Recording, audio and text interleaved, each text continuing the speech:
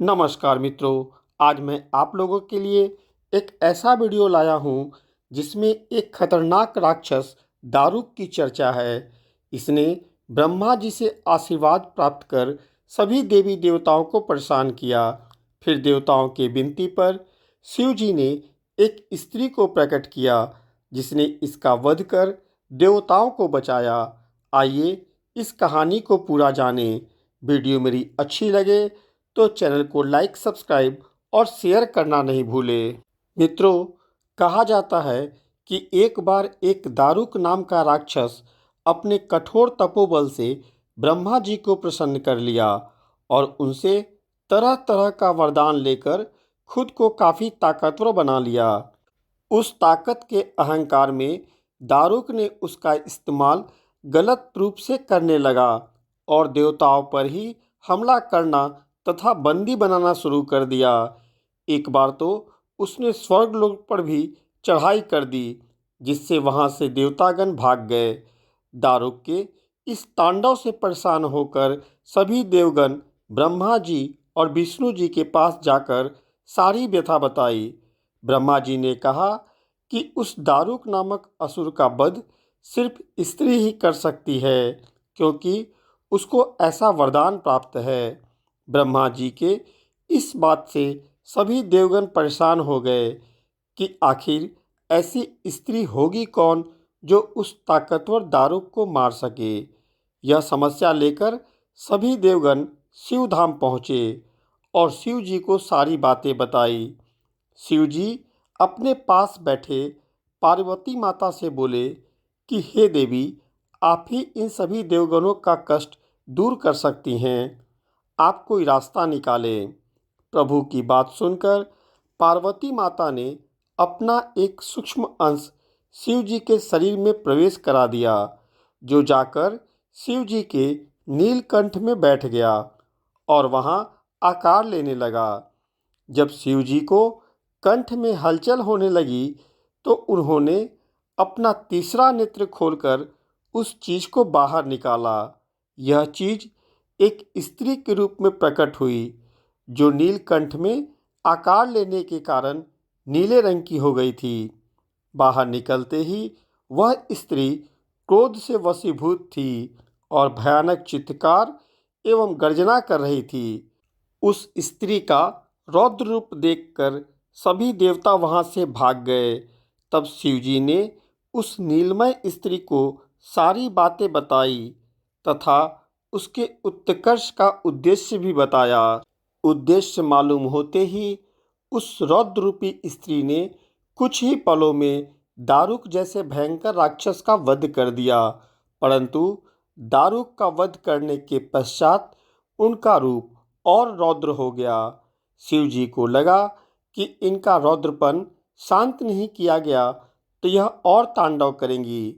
अतः शिव जी ने बालक का रूप लेकर उस स्त्री के रास्ते में पड़ने वाले शमशान में जाकर रोने लगे। रोते हुए नन्हे बालक का आवाज सुनकर वो बालक के पास गई। उसे देखते ही उनके अंदर का मातृत्व जाग उठा और वह बालक को गोद में लेकर दूध पिलाने लगी। इसी दौरान बालक रूपी शिव जी ने उनके अंदर का सारा क्रोध चूस लिया। ऐसा करने से वह स्त्री मूर्छित हो गई। जब मूर्छा टूटा तो सामने शिव जी को देखकर वह सारा माजरा समझ गई। शिव जी ने उन्हें और ताकतवर होने का वरदान दिया, साथ ही शमशान की रानी बने रहने का आशीर्वाद दिया। भक्तों के बीच शमशान काली या मरघट काली के नाम से पूजे जाने का सम्मान भी प्रदान किया। यही कारण है कि लगभग प्रत्येक शमशान के आसपास शमशान काली का मंदिर होता है। शमशान की रानी होने के कारण सारे भूत प्रेत, डाकनी शाकनी इनके वश में होते हैं। अब अगर इनकी पूजा की बात करें तो साधारण इंसान इनकी साधना नहीं करते हैं। इनका तरंग काफ़ी तेज होता है। अगर कोई करना भी चाहे तो उसे जानकार गुरु के संरक्षण में इनकी पूजा करनी चाहिए। ज़्यादातर इनकी पूजा साधना तांत्रिक या अघोरपंथी ही ताकतवर होने के लिए करते हैं। इनके साधकों के लिए मिनटों का खेल होता है भूत प्रेत को बंधक बनाना। इनकी साधना शमशान में रात में होती है।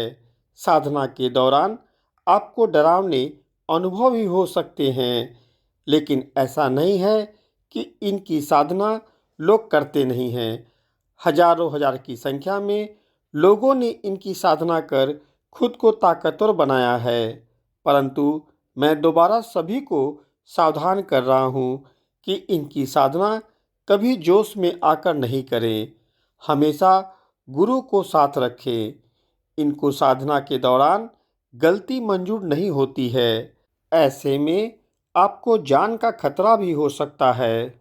इनकी साधना के पहले खुद को ताकतवर घेरा में रखना अति आवश्यक होता है। ऐसा नहीं करने पर शमशान के प्रेत आप पर हमला कर सकते हैं। इनके तरंगों का एहसास इसी बात से लगाया जा सकता है कि इनके काफिले में लाखों प्रेत आगे चलते हैं। अच्छे अच्छे साधक भी इनकी साधना एक स्तर पर जाकर ही करते हैं। इनका प्रमुख मंत्र है ऐंग ह्रीं श्रीं क्लीं कालिके क्लीं श्रीं ह्रीं ऐंग। अब अगर इनके भोग की बात करें तो भोग में इन्हें आप कुछ भी दे सकते हैं, परंतु दूध से बना चीज़ जैसे खीर, मिठाई आदि इन्हें ज़्यादा पसंद हैं। मैंने यह वीडियो बस जानकारी के लिए बनाया है। मैं सभी से निवेदन करता हूँ कि जिस देवी देवता का तरंग अत्यंत तीव्र हो, उनकी साधना बिना गुरु के नहीं करें। जैसे महाकाली के 10 रूपों में किसी रूप की साधना हो, काल भैरव की साधना हो, वीरभद्र की साधना हो, इन लोगों की साधना एक सक्षम गुरु के साथ ही करें। साधना के समय ताकतवर घेरा आपको अनहोनी से बचाती है।